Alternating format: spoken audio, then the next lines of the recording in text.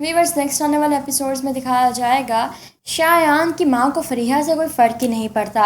वो जाकर शादी की डेट फिक्स कराती हैं आशी के घर, और इस बात से शायान बहुत ज़्यादा खुश है। और ख़ास कर उस वक्त खुश होता है जब उसकी माँ फरीहा को बेइज्जत करती है।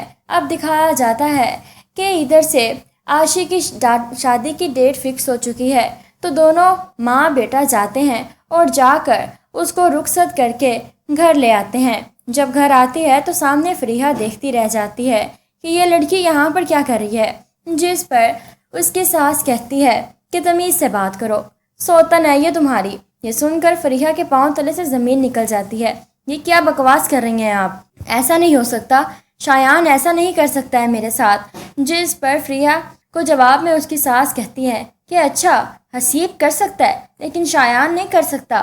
पहले मैं इसलिए खामोश रहती थी कि मेरी बेटी का घर बर्बाद ना हो, लेकिन अब जबकि उसका घर बर्बाद हो ही चुका है तो मैं अपनी बेटे की खुशियों को क्यों ना पूरा करूं। मैं ज़रूर पूरा करूंगी। जाओ बेटा, तुम आशी को कमरे में लेकर जाओ। लेकिन फरीहा चीखने लग जाती है कि मैं इसको जान से मार दूंगी, ये यहाँ पर नहीं रह सकती है। लेकिन शायान फरीहा को धक्का देता है और कहता है कि खबरदार, आशी की तरफ बढ़ी भी तो, और आशी को लेकर कमरे में चला जाता है। तो इधर से शायान की माँ हंसने लग जाती है, तंज करती है और वहाँ से चली जाती है।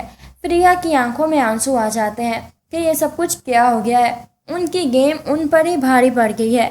अब वो अपनी माँ को कॉल करती है और सारी बात बताती है कि दूसरी शादी कर ली है शायान ने। ये सुनकर उसकी माँ हैरान रह जाती है कि वो ऐसा कैसे कर सकता है। मैं छोड़ूंगी नहीं किसी को, तुम अभी इसी वक्त वापस आओ। और फरीहा वापस आ जाती है, बहुत बुरे तरीके से रो रही होती है कि सामने से ही मायता देखती है और पूछती है कि क्या हुआ है तुम्हें फरीहा, तुम ठीक तो हो ना। जिस पर फरीहा कहती है कि बकवास बंद करें अपनी आप, ये सब कुछ आपका किया धरा ही है, आप सब जानते थे।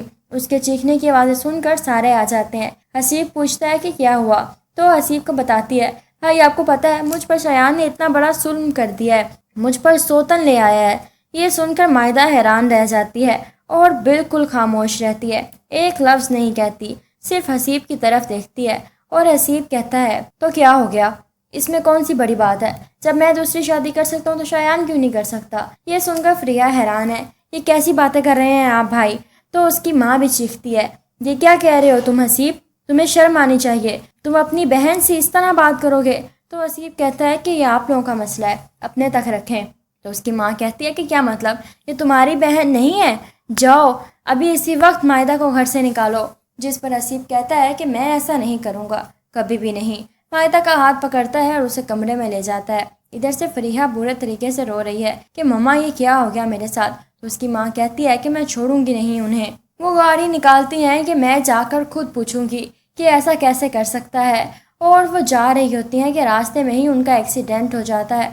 सब लोग हॉस्पिटल जाते हैं लेकिन उनकी हालत बहुत ज़्यादा ख़राब होती है। उस वक्त अंदाज़ा होता है कि मायदा के साथ कितना गलत किया। डॉक्टर्स कहते हैं कि इनकी एक टांग हमें काटनी पड़ेगी। अब इतनी बुरी हालत में जब घर लाई जाती है तो उसकी बेटी भी उसका कुछ नहीं करती, सिर्फ और सिर्फ मायदा को ही सब कुछ करना पड़ता है। और वह बहुत अच्छे तरीके से ख्याल रखती है अपनी सास का। फरीहा भी तलाक ले लेती है शायान से और सलमान के पीछे जाती है। लेकिन सलमान, जो कि दूसरी दफ़ा धोखा खा चुका है सारा से, वो अब किसी पर यकीन नहीं करना चाहता, वो मुल्क छोड़कर चला जाता है। व्यूअर्स, आप लोगों को ये ड्रामा स्टिल कैसा लगा? वीडियो पसंद आए तो लाइक करें और चैनल को सब्सक्राइब करें। Thank you.